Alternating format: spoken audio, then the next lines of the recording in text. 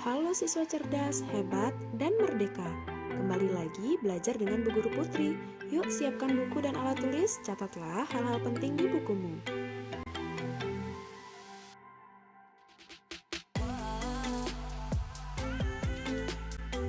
Anak-anak masih ingat tidak sebelumnya kita sudah mempelajari nama-nama kerajaan yang pernah ada di Indonesia beserta dengan wilayahnya. Anak-anak masih hafal kan? Pastinya masih hafal dong. Sekarang kita akan bahas lebih lengkap satu persatu ya. Anak-anak, kita mulai dari kerajaan yang bercorak Buddha. Ya, kerajaan bercorak Buddha di Indonesia itu ada dua, yaitu Kerajaan Sriwijaya dan juga Kerajaan Mataram atau Mataram kuno. Yang pertama kita bahas Kerajaan Sriwijaya. Kerajaan Sriwijaya terletak di Sumatera Selatan. Menurut para ahli, pusat Kerajaan Sriwijaya ada di Palembang dan diperkirakan telah berdiri pada tahun 600 Masehi. Sriwijaya menjadi rumah bagi sarjana Buddha sehingga menjadi pusat pembelajaran agama Buddha, yaitu diantaranya ada aliran Buddha Mahayana dan Buddha Hinayana. Pendeta Buddha yang terkenal di Kerajaan Sriwijaya diantaranya yaitu Dharmapala dan Sakyakirti. Kerajaan Sriwijaya juga merupakan kerajaan maritim. Ada yang tahu tidak kerajaan maritim itu apa? Yang tahu silakan komen di kolom komentar ya. Sriwijaya juga menjadi pengendali jalur perdagangan antara India dan Tiongkok yang menguasai Selat Malaka dan Selat Sunda. Aneka komoditas dari Kerajaan Sriwijaya seperti kapur barus, kayu, cengkeh, pala, kapulaga, gading, emas, dan juga timah. Nah, berikut ini adalah raja-raja yang pernah memerintah di Kerajaan Sriwijaya. Wah, banyak sekali ya. Tapi kita akan bahas beberapa raja yang terkenal dan juga sering kita dengar. Seperti nomor 1, ada Dapunta Hyang Sri Jayanasa. Beliau adalah raja yang mendirikan Kerajaan Sriwijaya. Selanjutnya ada di nomor 8, yaitu Samaratungga atau Rakai Garung. Beliau dikenal membangun Candi Borobudur di Jawa Tengah yang selesai pada tahun 825. Ayo, siapa yang pernah ke Candi Borobudur nih? Selanjutnya, di nomor 9 ada Balaputra Dewa. Beliau adalah raja yang besar dari Kerajaan Sriwijaya. Dilihat dari keberhasilannya di beberapa bidang seperti bidang maritim, politik, ekonomi, perkembangan agama Buddha, serta sangat perhatian terhadap ilmu pengetahuan bagi generasi muda pada saat itu. Selanjutnya ada di nomor 17 yaitu Sri Sang Rama Wijaya Tunggawarman. Nah, beliau ini pada masa pemerintahannya Kerajaan Sriwijaya mengalami kemunduran disebabkan oleh serangan dari Kerajaan Chola Mandala dari India yang melemahkan kedudukan Sriwijaya. Nah, beberapa peninggalan yang ditemukan yang menjadi bukti bahwa adanya kerajaan ini yaitu adanya 1. Prasasti Kedukan Bukit, Prasasti Talang Tuwo, Prasasti Telaga Batu, Prasasti Ligor, Prasasti Palas Pasemah, Prasasti Karangberahi, dan yang terakhir ada Prasasti Kota Kapur. Masing-masing gambarnya sudah ada pada layar ya.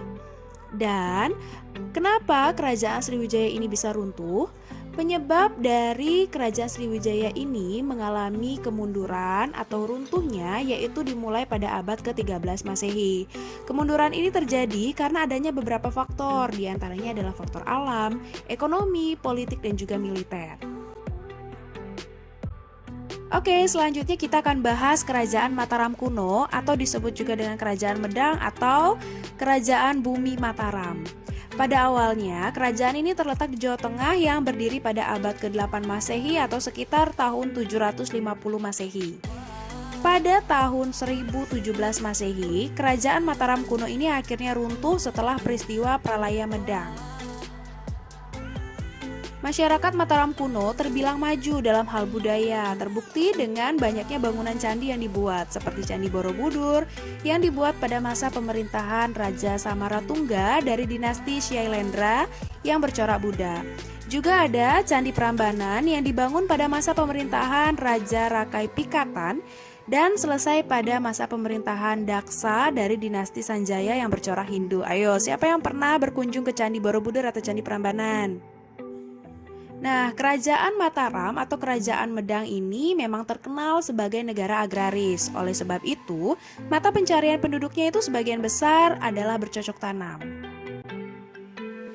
Oke, selanjutnya kita akan bahas raja-raja yang pernah memerintah di Kerajaan Mataram. Wah, banyak sekali ya. Tapi kita akan bahas beberapa, yaitu nomor 1, ada Rakai Mataram Sang Ratu Sanjaya.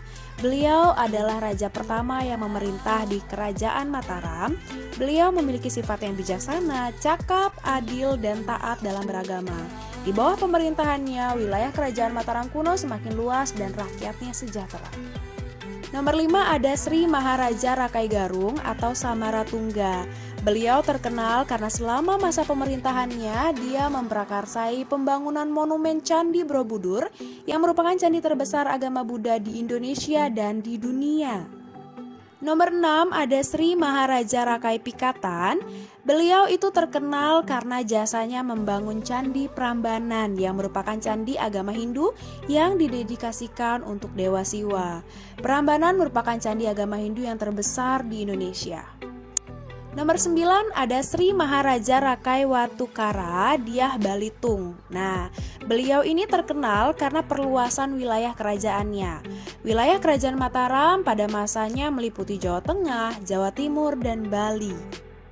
Nomor 13 ada Rakai Hino Sri Isana alias Empu Sindo. Nah, beliau ini terkenal memindahkan pusat kerajaan dari lembah Gunung Merapi di Jawa Tengah ke lembah Sungai Berantas di Jawa Timur.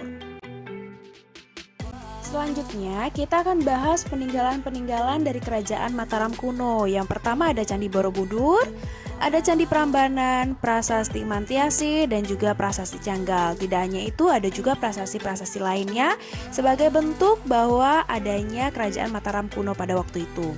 Nah, apa sih yang menyebabkan kerajaan ini runtuh? Yaitu yang pertama, meletusnya Gunung Merapi yang menyemburkan lahan dan menimbun candi-candi yang telah dibangun oleh kerajaan ini, sehingga otomatis candi-candi ini menjadi rusak. Yang kedua yaitu krisis politik di tahun 927 sampai 929 Masehi. Terakhir, adanya pemindahan lokasi kerajaan karena pertimbangan ekonomi. Kerajaan Mataram kuno berpindah ke daerah Jawa Tengah yang kurang subur, jarang terdapat sungai besar, dan tidak ada pelabuhan yang strategis. Wah, sudah belajar banyak ya hari ini? Yuk taruh gadgetmu dan baca kembali catatan yang kamu buat. Belajar happy, prestasi menghampiri. Sampai jumpa di pembelajaran selanjutnya.